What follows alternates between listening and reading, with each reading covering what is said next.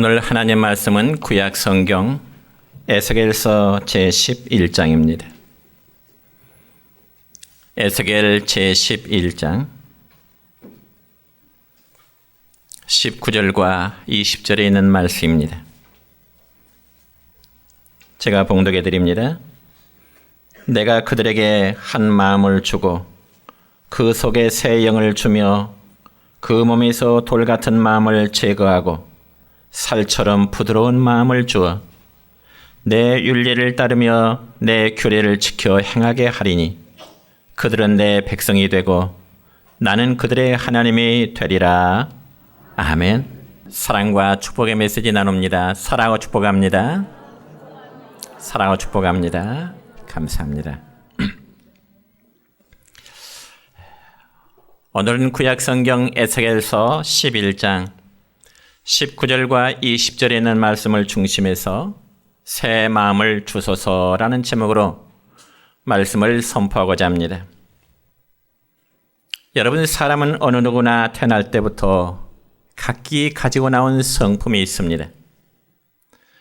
그리고 그러한 성품은 태어날 때부터 가지고 나온 것이기 때문에 절대로 변하지 않는다고들 그렇게 이야기를 하지요.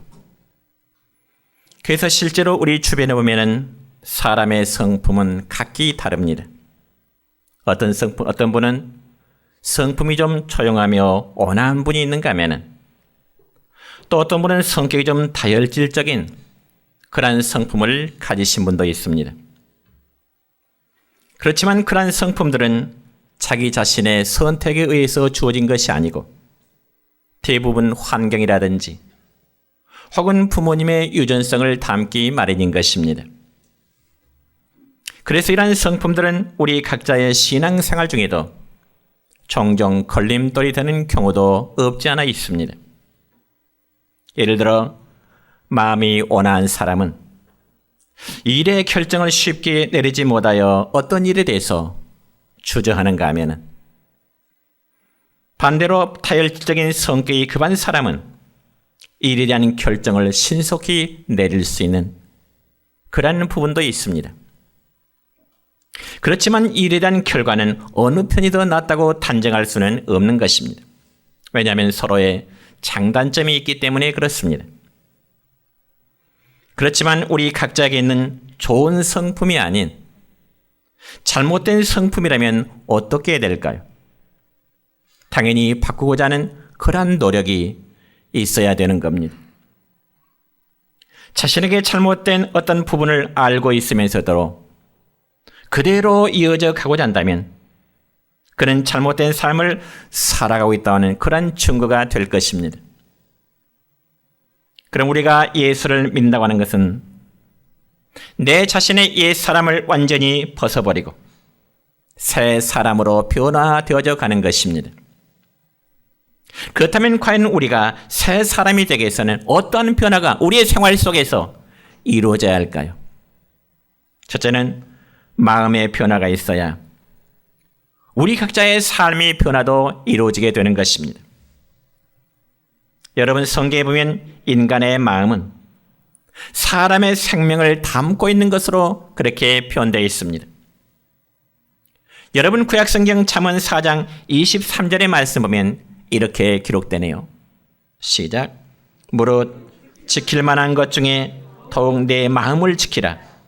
생명의 근원이 이에서 남이니라. 아멘. 그렇습니다. 여러분, 우리 각자의 마음에서는 생명의 근원이 늘 작동되고 있는 것입니다. 그렇기 때문에 우리 각자의 마음이 밝아야 되는 거죠. 왜냐하면 여러분, 우리의 마음이 어두워지면 우리의 생명도 자연스럽게 어두워질 수밖에 없기 때문에 그렇습니다. 여러분, 미국의 훌륭한 사업가였던 클레멘트 스톤이라는 사람은 이러한 말을 했죠. 마음이 바뀌면 행동이 바뀌고 행동이 바뀌면 습관이 바뀌고 습관이 바뀌면 인격이 바뀌고 인격이 바뀌면 우리의 운명이 바뀐다고 하는 아주 뜻깊은 말을 남겼습니다. 여러분, 동감하십니까? 그래서 사도 바울은 생명 대신 예수님을 모신 마음에 대하여 고린도후서 4장 7절의 말씀은 이러한 교훈을 우리에게 주고 있습니다. 함께 읽습니다. 우리가 이 보배를 질글새 가졌으니 이는 심히 큰 능력은 하나님께 있고 우리에게 있지 아니함을 알게 하려 함이라. 아멘. 여러분, 이 말씀의 의미는 질그릇처럼 보잘것없는 우리가 정말 생명 되시고 그리고 빛이 되시고 진리 되신 예수님을 우리의 마음속에 모시게 될 때 우리 자체는 하나님 보시기에 참으로 존귀한 자가 될 수 있다고 하는 그런 말씀의 의미인 것입니다.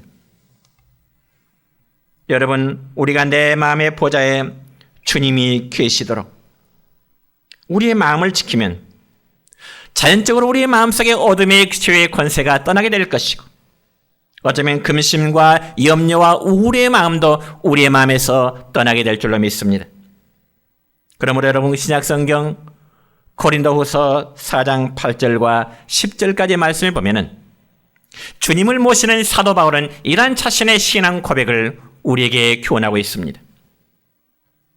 함께 읽습니다. 우리가 사방으로 우겨쌈을 당하여도 쌓이지 아니하며 답답한 일을 당하여도 낙심하지 아니하며 박해를 받아도 버림받지 아니하며 거꾸로 됨을 당하여도 망하지 아니하고 우리가 항상 예수의 죽음을 몸에 짊어짐은 예수의 생명이 또한 우리 몸에 나타나게 하려 함이라. 아멘. 사랑하는 성도 여러분이여, 예수 믿는 성도는 예수님 대신에 다른 것이 우리의 마음에 들어오지 못하도록 우리의 마음을 잘 지켜야 되는 것입니다. 그래서 조금 전에 읽었던 잠언 4장 23절의 말씀을 보면은 모든 지킬 만한 것 중에 더욱 네 마음을 지키라고 말씀하고 있습니다. 그리고 또한 우리 각자의 마음은 생각을 담는 그릇이 될 수 있습니다. 여러분, 구약성경 열왕기상 3장 12절의 말씀을 보면은 하나님께서는 솔로몬에게 지혜를 주실 때 지혜롭고 총명한 마음을 주셨다고 성경에 기록되어 있습니다. 그러니까 솔로몬의 지혜는 머리에 있지 아니하고 마음에 있었다는 말씀인 겁니다. 여러분, 흔히 우리는 말하기를 머리로 굴리는 지혜를 잔꾀라 그렇게 표현합니다. 여러분, 잠깨 부리는 사람을 우리는 긍정적으로 보지를 않을 것입니다. 그러나 마음으로부터 임하는 지혜는 슬기로미요, 그래서 우리 마음은 우리의 생각을 담는 어쩌면 놀라운 그릇이 될 수 있다고 성경에서는 말씀합니다. 여러분, 잠언 23장 7절의 말씀 볼까요? 함께 읽습니다. 대저 그 마음의 생각이 어떠하면 그 위인도 그러한즉 그가 내게 먹고 마시라 할지라도 그의 마음은 너와 함께하지 아니함이라. 아멘. 여러분, 이 말씀의 의미는 우리가 어떤 생각을 우리의 마음에 담고 있느냐에 따라서 어떠한 인간이 되느냐, 바로 거기에 좌우되는 것입니다. 여러분의 생각이, 여러분의 마음이 여러분의 모습을 변화시키게 된다는 말씀인 것이죠. 여러분의 마음이 항상 긍정적인 생각을 갖고 살아간다면 여러분 주변의 모든 환경은 긍정적으로 보이게 될 것입니다. 그런 반면에 여러분의 마음이 항상 부정적이요 불만적으로 살아간다면 역시 여러분의 환경 역시 기쁨과 즐거움이란 찾아볼 수가 없을 것입니다. 여러분, 신약성경 빌립보서 4장 6절부터 7절까지 말씀을 보면 이런 말씀이 있습니다. 시작. 아무것도 염려하지 말고 다만 모든 일에 기도와 간구로 너희 구할 것을 감사함으로 하나님께 아뢰라. 그리하면 모든 지각에 뛰어난 하나님의 평강이 그리스도 예수 안에서 너희의 마음과 생각을 지키시리라. 아멘. 그렇습니다. 저와 여러분, 우리 모두의 마음과 생각을 주님이 지켜줄 때 우리의 삶의 염려가 떠나게 될 것이고 평안의 복이 임하게 될 줄로 믿습니다. 여러분, 특별히 예수님 당시에 항상 예수님 주변에 그림자처럼 따라다니는 사람들이 있었는데 그들은 서기관과 바리새인들의 무리였습니다. 그런데 이처럼 서기관과 바리새인들은 예수님께서 하시는 일에 대해서 사사건건 시비를 걸면서 주님의 일을 무너뜨리도록 그렇게 힘썼던 자들입니다. 그래서 신약성경 마태복음 15장에 보면은 한 번은 예수님께서 제자들과 함께 음식을 잡수실 때 제자들이 손을 씻지 않고 음식 드는 모습을 이 바리새인과 서기관들이 보았습니다. 그래서 그들이 예수님께 물어 따집니다. 아니, 당신의 제자들은 어찌해서 장로들의 전통을 지키지 않으면서 음식을 들을 때 손도 씻지 않고 음식을 듭니까? 그러면서 예수님께 시비를 걸어왔습니다. 여러분, 그게 시비거리가 될까요? 여러분, 장로들의 전통이라 그러면 어떤 율법도 아니요, 하나의 관습에 불과한 것입니다. 그런데 손을 씻지 않고 음식을 들었다고 해서 그것을 시비하며 예수님께 트집을 잡고자 하는 것입니다. 참 우리 주변에 있는 이런 사람들 있다면 정말 불행한 일입니다. 기관에서나 혹은 어떤 단체에서 사소한 것을 가지고 트집을 잡고자 하면 주변의 사람들이 너무 피곤할 수밖에 없는 것입니다. 그래서 주님을 어떻게 해서라도 물고 늘어져 트집을 잡고자 하는 바리새인과 서기관들에게 우리 주님이 주신 말씀이 무엇일까요? 마태복음 15장 11절의 말씀을 보면 이렇게 기록됩니다. 시작. 입으로 들어가는 것이 사람을 더럽게 하는 것이 아니라 입에서 나오는 그것이 사람을 더럽게 하느니라. 아멘. 사랑하는 성도 여러분이요, 여러분의 입에서 나오는 말이 더럽지 않기를 바랍니다. 이왕이면 아름다운 말, 다른 사람에 대해서 유익이 되는 말, 그런 말을 해야 되지 않겠습니까? 예수님 말씀에 가면 입으로 들어가는 것이 사람을 더럽게 하는 것이 아니라 사람의 입에서 나오는 말이 사람을 더럽게 한다고 주님은 말씀하십니다. 여러분, 사람의 입에서 나오는 말이라는 것은 그 사람의 마음이요, 그 사람의 인격이요, 그 사람의 얼굴의 표현인 것입니다. 그러니까 다른 사람을 향한 시비와 트집은 곧 그 사람의 마음을 그대로 표현하고 있다는 증거입니다. 바라기는 저와 우리 모두 다 흠이 있고 부족한 사람들 아니겠습니까? 그럼에도 저와 여러분의 마음에 예수님을 마음의 주인으로 모셨다면 이제는 주님의 선하고 아름다운 마음 갖기를 주님의 이름으로 축원합니다.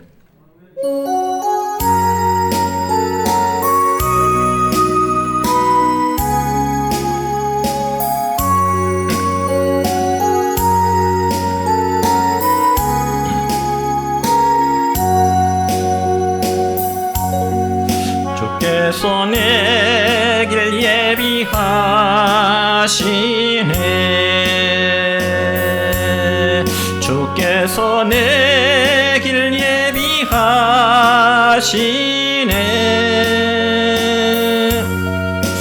이제 하루하루를 주를 위해 살리라. 주께서 내 길 예비하시네.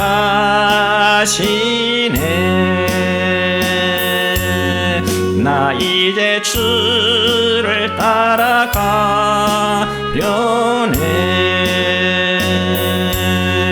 나 이제 주를 따라가려네.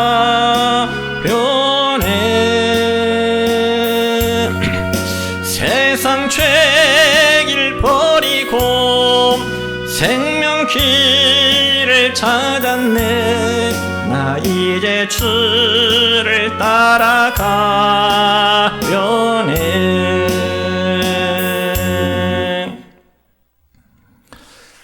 그리고 우리의 마음은 또한 믿음을 담는 그릇이 되기도 합니다.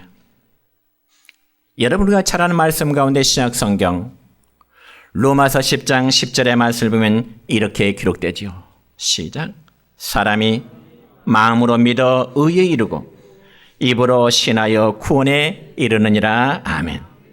그러니까 마음으로 믿어야 되는 겁니다. 그리고 마음에 어떤 믿음을 담고 있느냐 하는 것은 정말로 중요합니다. 그래서 어떤 사람은 구원을 얻을 만한 믿음을 마음에 담고 있는 분이 있는가 하면은 반대로 그렇지 아니하는 믿음도 있습니다.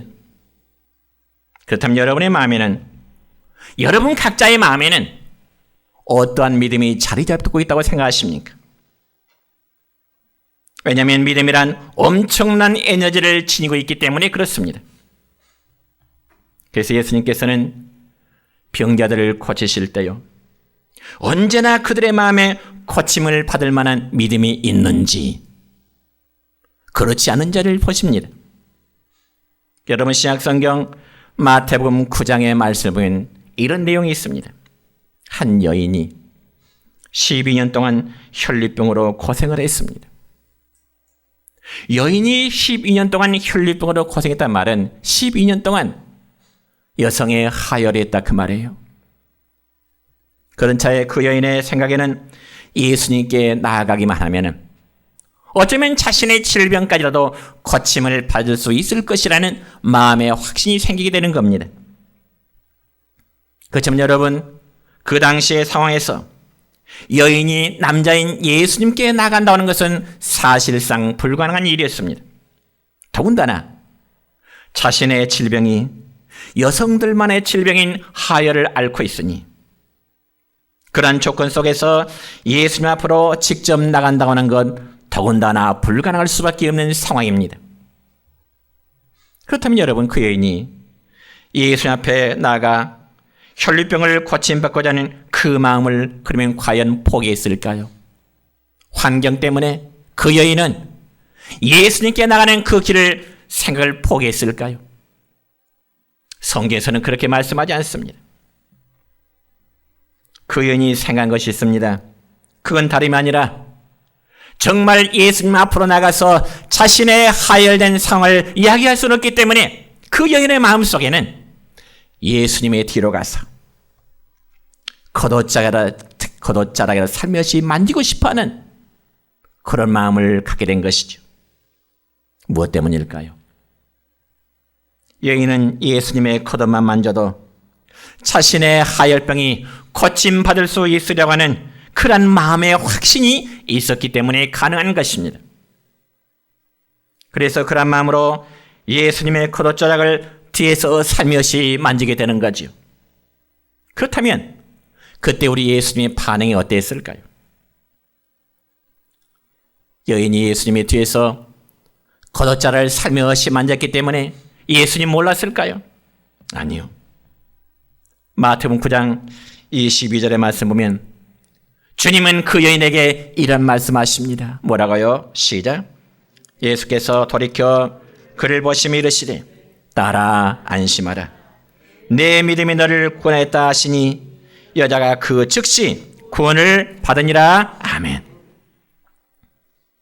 그러니까 주님의 이 말씀은 혈루증을 앓고 있는 여인이 예수님의 겉옷을 만짐을 아시고 너의 믿음이 너를 구원했다, 그렇게 말씀하시고 그 즉시로 여인의 혈루병이 고침을 받았더라, 나음을 얻었더라 말씀하십니다.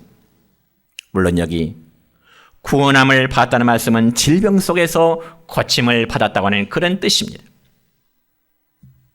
뿐만 아니라 여러분, 우리가 신약성경 마태복음 9장 2절이나 마가복음 2장 5절이나 누가복음 5장 20절에 보면 동일한 사건이 있는데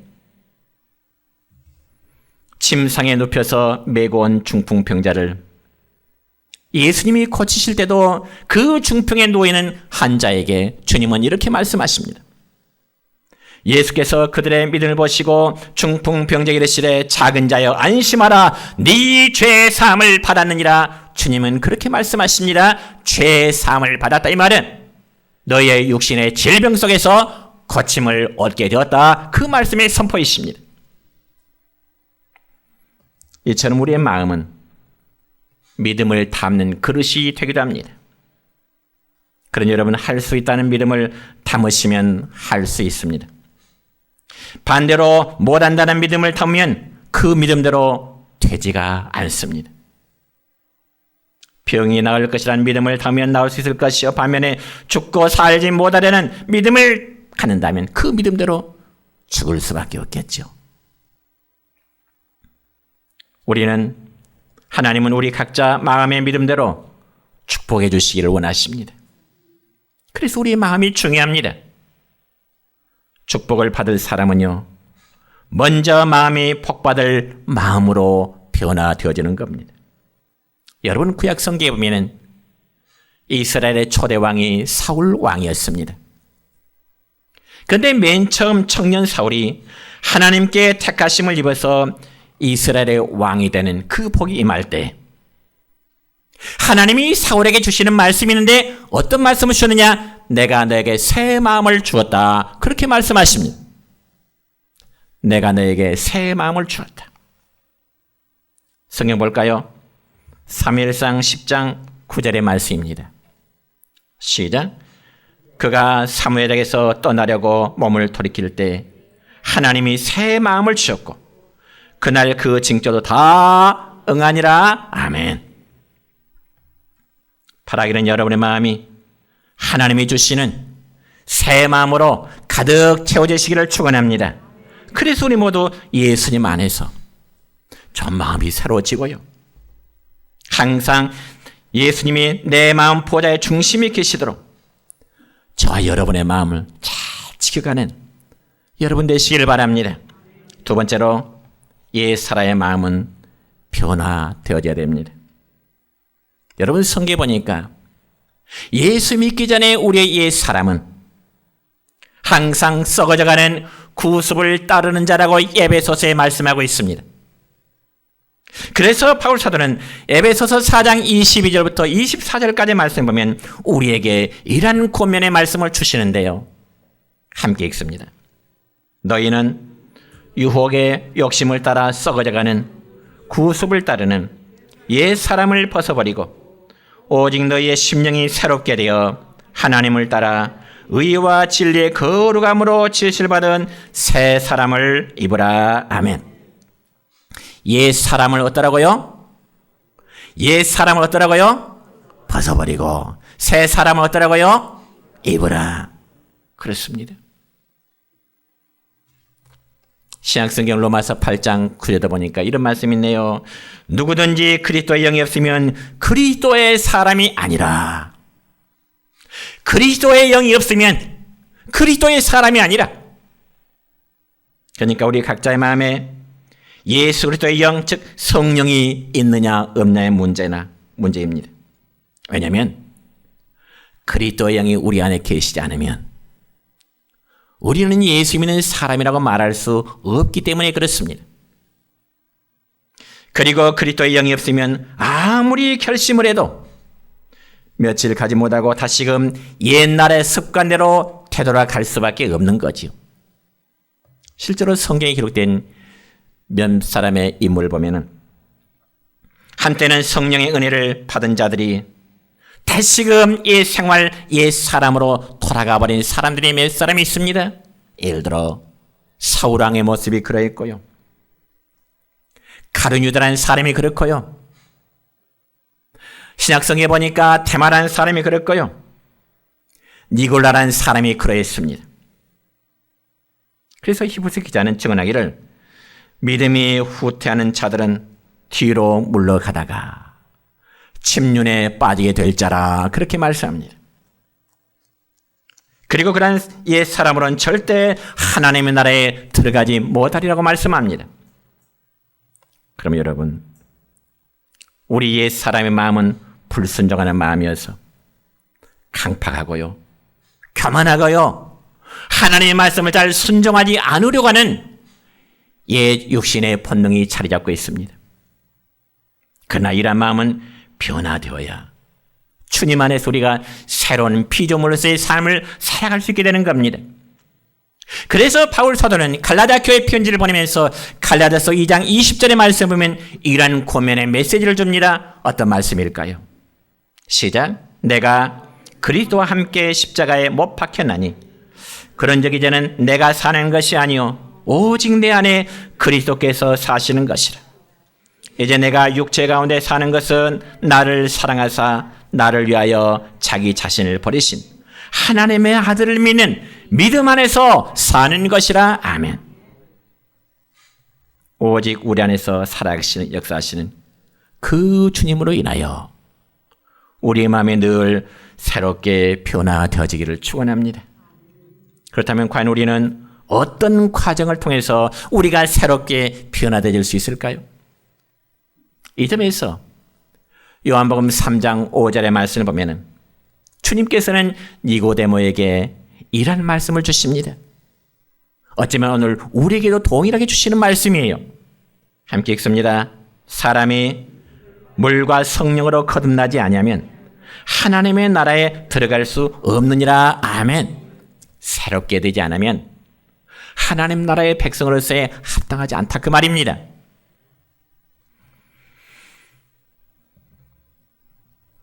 우리의 속마음이 거듭나지 아니하면요 하나님 나라에 들어갈 수 없을 뿐만 아니라 우리들의 삶의 변화는 결코 이루어지지 않습니다.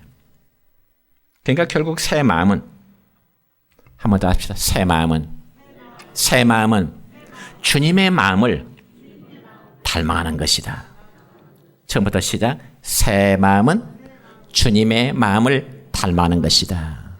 다시 한 번 더 시작. 새 마음은 주님의 마음을 닮아가는 것입니다. 그렇습니다. 그렇다면 과연 우리가 어떻게 해야 새 마음을 가질 수 있을까요? 생각만 그렇게 다짐하면 자연스럽게 될까요? 절대로 그렇지 않습니다. 구약성경 에스겔서 36장 26절부터 27절까지의 말씀 보면 이런 말씀이 기록됐네요. 시작. 또 새 영을 너희 속에 두고 새 마음을 너희에게 주되 너희 육신에서 굳은 마음을 제하고 부드러운 마음을 줄 것이며 또 내 영을 너희 속에 두어 너희로 내 율례를 행하게 하리니 너희가 내 규례를 지켜 행할지라. 아멘. 여러분 우리가 성령으로 거듭나면 하나님의 말씀을 행하는 자로 변화되어져감을 믿으시길 바랍니다. 그리할 때 우리에게는 어둠의 열매, 악한 열매를 맺던 사람이 빛의 열매를 맺게 될 것이고 선함의 열매를 이제 맺는 사람으로 바뀌어지게 될 것입니다. 여러분 현재 미국 웨스터민스터 신학교에는 가나베 목사님이라는 분이 계시는데요. 원래 그분은 미국 분이었는데 우리나라 선교사로 왔을 때 간하베라는 이름으로 바뀌었습니다. 그런데 그분이 우리나라 처음에 선교사로 왔을 때 선교 활동할 때 그분은 주로 율랑녀들을 대상으로 특별한 전도를 했습니다. 율랑녀들을 집단 속에 찾아가면서 그들을 대상으로 전도했다는 거죠. 그래서 이 가나베 선교사가 날마다 율락촌에 들어가니까 처음에는 그녀들과 일반적인 이야기를 많이 나눴습니다. 그자 선교사라는 사람이 날마다 율락촌에 들어가니까 주변 사람들부터 오해를 받게 되죠. 여러분 그럴 수밖에 없지 않습니까? 선교사라는 사람이 율락녀들이 그 가는 곳에 날마다 가니까 오해를 받을 수밖에 없을 겁니다. 그럼에도 이 가나베 선교사가 율락촌에 들어갈 때는 주로 낮 시간에 갑니다. 낮 시간에. 그러니 낮에는 별로 할 일 없던 율랑녀들이 한국말을 잘하는 그 외국인과 이야기 나눈 것을 아주 재밌게 여겼습니다. 그래서 가나베 선교사는 율랑녀들과 친해지게 되었고요. 점차적으로 성경 한 부분을 그들에게 주입시켜 넣었습니다. 성경을 가르치기 시작했어요. 그런데 처음에는 호기심으로 선교사의 말씀을 듣던 그들이 점점 말씀을 깨닫게 되니까 예수님을 만나게 됩니다. 예수님을 깨닫게 됩니다. 죄가 무엇인지를 깨닫게 되고, 우리 기준이 육신의 생물, 이 세상의 일생을 살아갈 때 어떻게 사는 것이 값지고 보람된 삶인지를 그들 스스로가 깨닫게 된 거죠. 그리고 10명 중 8명 정도는 예수님을 믿게 되고, 예수님을 그들의 마음속에 정말로 만난 그 순간에 그들은 윤락촌에서 나오게 됐습니다. 그래서 그들이 가정부로 일을 하기도 하고, 때로는 공장에 들어가서 일을 하기도 하고, 혹은 길거리에서 행상을 부려 장사를 하기도 됐습니다. 율랑녀들이. 그러면서 숨어서 다른 사람들 후원해 주기까지도 하더라는 것입니다. 왜 이런 말씀 드렸냐, 여러분? 마음의 변화는 곧 우리들의 삶의 변화로 바뀌어진다는 것입니다. 믿으시기 바랍니다. 마음의 변화는 우리들의 삶의 변화로 연결되어지는 것입니다. 그래서 신약성경 로마서 12장 2절의 말씀을 보면은 이런 말씀이 기록됩니다. 시작. 너희는 이 세대를 본받지 말고 오직 마음을 새롭게 함으로 변화를 받아 하나님의 선하시고 기뻐하시고 온전하신 뜻이 무엇인지 분별하도록 하라. 아멘. 성도 여러분이요, 금년 안에 우리 각자의 마음을 좀 새롭게 해보십시다. 그리고 변화된 삶으로 살아가시기를 축원합니다. 내 성격은 원래 그렇다고 합리화하지 마시기 바랍니다. 하나님 우리 각자의 삶이 변화되어지기를 원하시는 것이지, 항상 고정적인 테두리 안에 갇혀 살기를 하나님은 원하지 않습니다. 그래서 우리 각자의 마음이 변화되기를 원할 때 하나님 우리에게 온유함과 겸손함과 부드러운 주님의 마음을 닮아가도록 역사하실 것입니다. 그래서 오늘 본문 말씀 가운데 19절의 말씀을 다시 한번 읽습니다. 시작.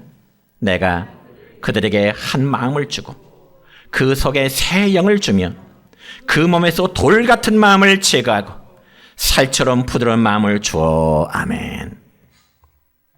저와 여러분 안에 돌 같은 마음이 좀 제거되기를 원합니다. 그리고요, 살처럼 부드러운 마음을 주님이 우리에게 주시기를 간절히 소원합니다.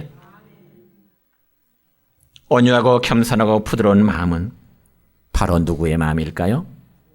예수님의 마음이십니다.